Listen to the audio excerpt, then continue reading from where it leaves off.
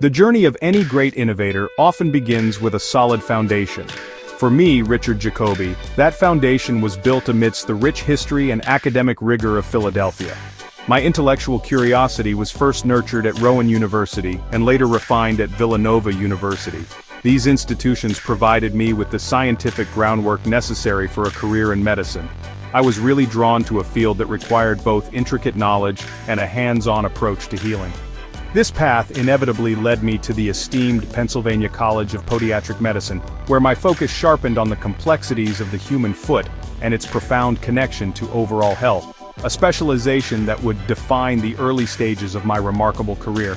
Upon graduating, I began my residency at Pennsylvania Hospital, the nation's first hospital, a place steeped in history and forward-thinking medicine. Working in an institution founded by Benjamin Franklin had a profound impact on me.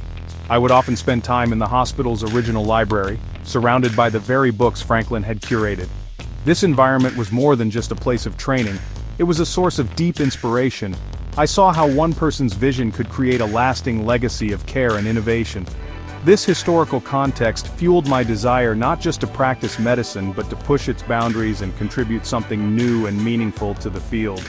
My early career was marked by a constant search for better solutions. At the Einstein Medical Facility, I became one of the first physicians to explore the use of platelet-rich plasma, or PRP, for treating complex diabetic foot wounds. At the time, this was a revolutionary concept. I was witnessing firsthand how the body's own healing factors could be concentrated and applied to accelerate recovery in patients who had few other options. This experience with PRP was a critical turning point. It really planted the seed of an idea that would blossom over the years. The incredible, untapped potential of the body to heal itself from within, a concept that would later become the cornerstone of my life's work. Before my full immersion into clinical practice, I also dedicated time to research at the Ben Franklin Clinic. There, I worked alongside Dr. Michael Sheff, studying the metabolic disorder phenylketonuria, or PKU. This research gave me a deep appreciation for the biochemical intricacies of disease. It taught me to look beyond the symptoms and understand the underlying cellular and molecular mechanisms at play. This foundational knowledge in biochemistry and metabolic function would prove invaluable later on, allowing me to connect the dots between diet, nerve health, and the chronic conditions I sought to conquer. It was the final piece of my formative Philadelphia education. Driven by a desire to make a greater impact on a growing diabetic population, I made a pivotal move to Scottsdale, Arizona. The sun-drenched landscape was a stark contrast to the historic streets of Philadelphia, but the medical need was just as pressing. It was here that I founded the Diabetic Wound Care Center, a specialized facility dedicated to treating one of the most devastating complications of diabetes. I was no longer just a podiatrist, I was a specialist on the front lines, fighting to save limbs and lives.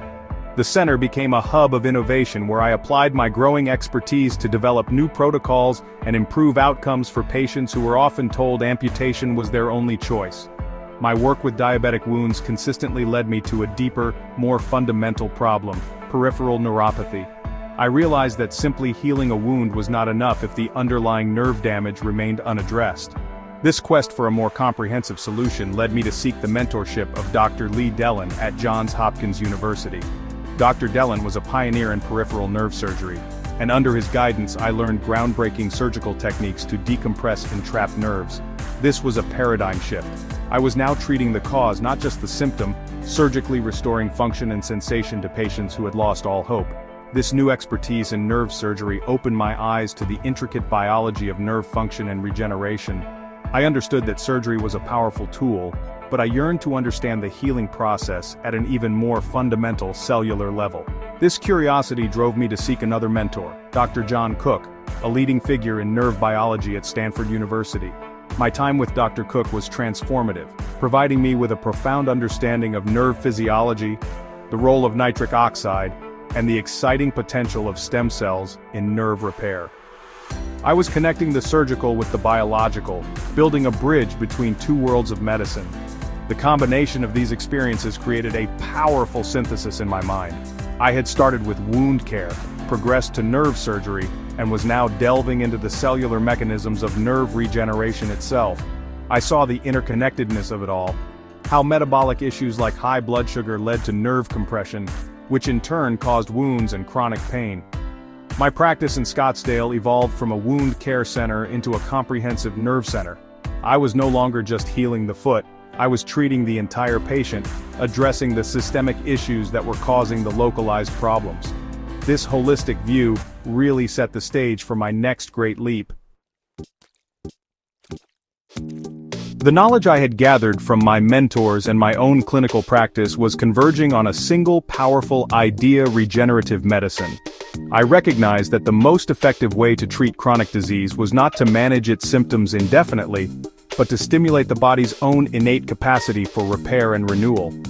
My early work with PRP was just the beginning.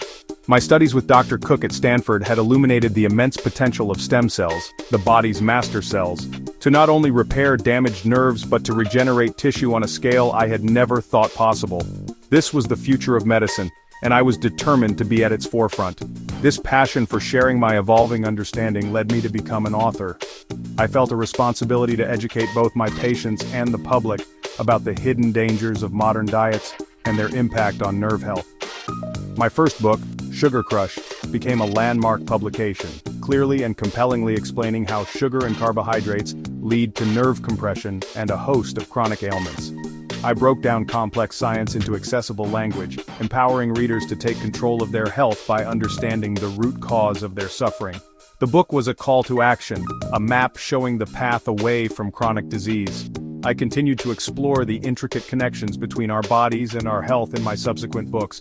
In Unglued, I delved into the science of fascia, the connective tissue that surrounds every muscle and organ, explaining how its health is critical for overall well-being and mobility. Then, in the Terminal Zone, I returned to my core specialty, offering a deep dive into the foot as a diagnostic window into systemic health. Each book was a piece of the puzzle, building upon the last to create a comprehensive philosophy of health that was proactive and regenerative, rather than reactive and symptomatic. My writing became an extension of my clinical practice. The transition from a surgeon to a regenerative medicine practitioner was a natural evolution. I saw that while surgery could decompress a nerve, stem cells and other regenerative therapies could potentially heal it on a cellular level. I began integrating these advanced treatments into my practice, using umbilical cord-derived stem cells, exosomes, and other biologics to treat neuropathy, joint pain, and other degenerative conditions. I was witnessing remarkable results, seeing patients regain function and find relief from chronic pain that had plagued them for years. This was the culmination of my journey, a practice that combined the best of surgical intervention with the cutting-edge science of cellular regeneration. Today, my work continues at the Quadratus Stem Cell Clinic, a center that embodies my life's pursuit of true healing. Here, the focus is squarely on the future of medicine. The clinic is not just a place for treatment, it is a center for hope, where patients with chronic conditions come seeking solutions that go beyond temporary fixes.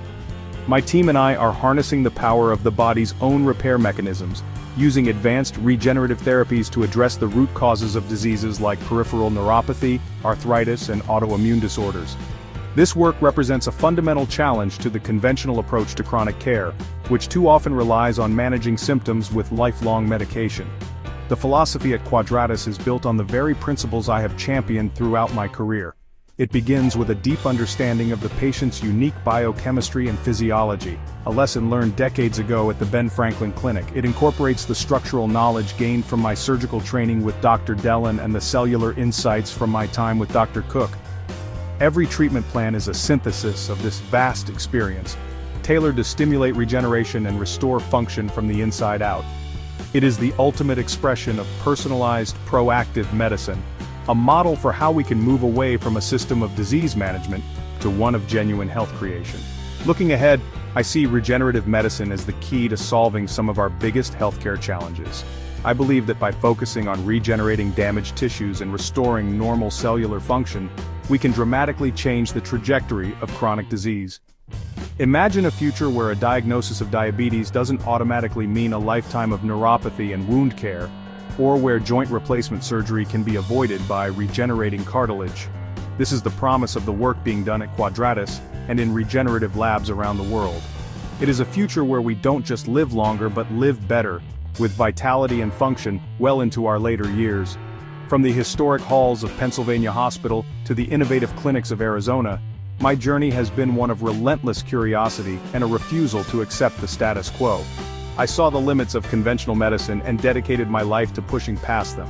My story is an inspiring testament to the power of integrative thinking, proving that the answers to our most complex medical problems often lie in the body's own incredible wisdom. My ongoing work at the Quadratus Stem Cell Clinic is more than just a medical practice. It is a beacon, illuminating a path toward a healthier, regenerated future for all of us.